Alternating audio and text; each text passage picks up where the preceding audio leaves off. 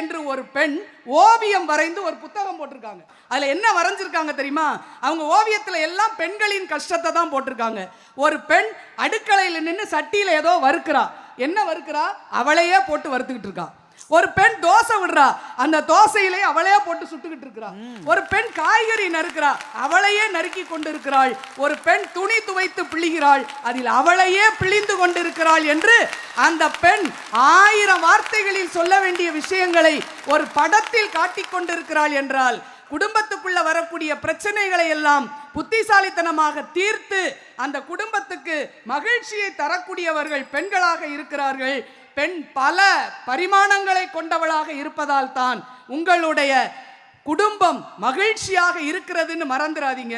கணவனினுடைய கடுமையான சொற்களை உறிஞ்சிக் கொள்ளும் கடல் பஞ்சு நாங்கள் தான். மகனுடைய முரட்டு புலம்பலை வடிகட்டும் சல்லடை நாங்கள் தான். உறவுக்காரர்கள் கொட்டும் அமிலத்தை அமுதமாக்கும் அதிசய பிறவிகளும் பெண்களாகவே தான் இருக்கிறார்கள்.